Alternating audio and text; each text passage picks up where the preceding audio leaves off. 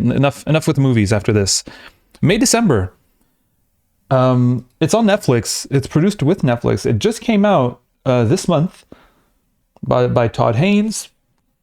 It's 20 years after the notorious tabloid romance gripped the nation. A married couple buckles under the pressure when an actress arrives to do research for a film about their past.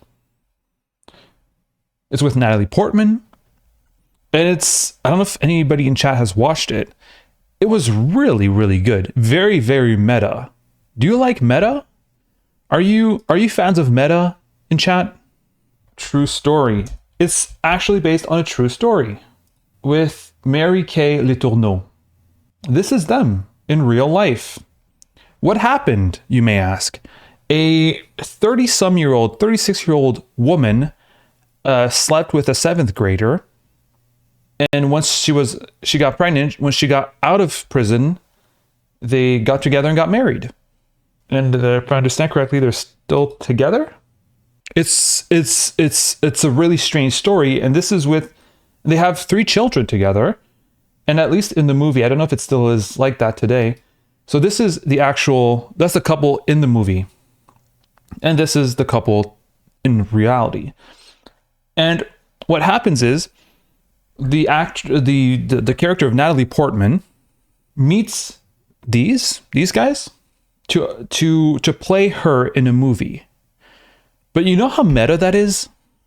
So you have the actress who plays Mary Kay, who's being interviewed by an actress who's acting an actress who wants to act the character that she's acting. Does that make sense? We'll do it again, okay? Okay, are you ready? This actress is playing Mary Kay Letourneau. This here is an actress in the movie taking notes about Mary Kay Letourneau to portray Mary Kay Letourneau in a movie. So what this means is this woman right here in real life is Natalie Portman in the sense that she's depicting Mary Kay Letourneau.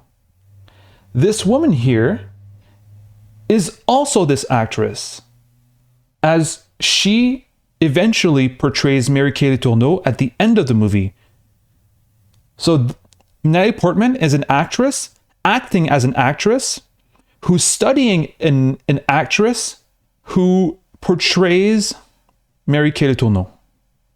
Super fucking meta. And all that happens in a very deeply psychologically troubling context, right?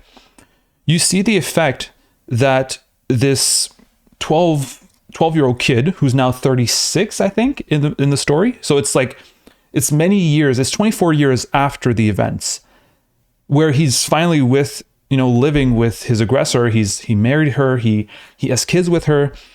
And by getting into contact and revisiting his past through this actress who, is studying to write about, or not write, but act their story, he starts to think, well, am I happy with this situation? And you realize that, holy shit, even though this guy is 36 and is fully consensual, is fully consenting to this relationship. He's married, he has 3 kids, he has passions for like butterflies, he has a job doing scans, x-rays or whatever. But you realize that there's still a lot of trauma that he's carrying, and that you even put into question his very ability as a 36-year-old to consent because of all that trauma. I strongly recommend this movie. It's really, really, really good. It's a bit weird. It's very confronting. It treats the topic in a human way without actually sympathizing with it, which is really important. We talked about that in my latest video on Germinal, right?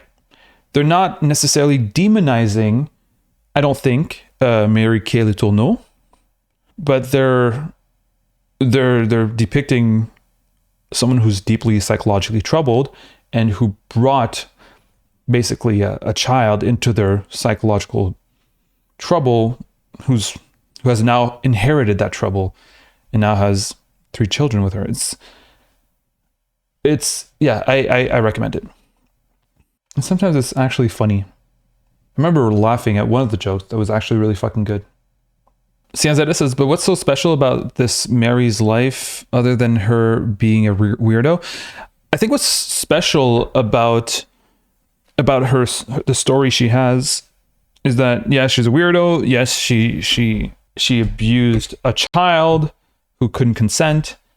But I think what's special is that this relationship continued after her imprisonment.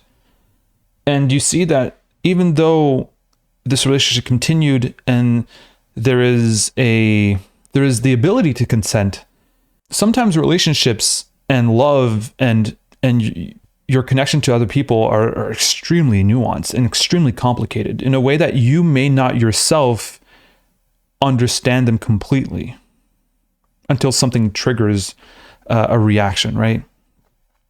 I saw this TikTok not long ago, and it was basically there was this woman who was angry that her boyfriend left her because he said, I realized I'm not really ready to have a relationship.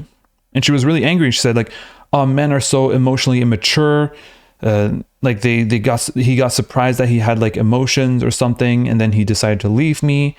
And it's like, sometimes your feelings for someone are very hard to pinpoint. And it's not easy for everyone to understand it unless you try and like, yeah, the story was based on actual events. P.F. Porlock, Mary Kay Letourneau is actually this is the real couple right here. They're not in the movie. But yeah, sometimes it's hard to know your emotions. And here they show someone who's been through a lot, a kid who's been through a lot and who's now in his 30s, who still doesn't fully understand and is fully comfortable with his relationship with the person that he's been married to for 24 years. Typed on a manual typewriter, 90 words a minute. A manual typewriter. Are we flexing on manual typewriters? This is my manual typewriter. Is that what you meant? I promise I'm not some sort of hipster who bought this to like, oh, I'm gonna start writing my next novel as Jack Kerouac did or whatever. It came with the house. Cianzetta says, prefer seeing these freaks in crime reality shows rather than meta films, but I guess it's an interesting concept.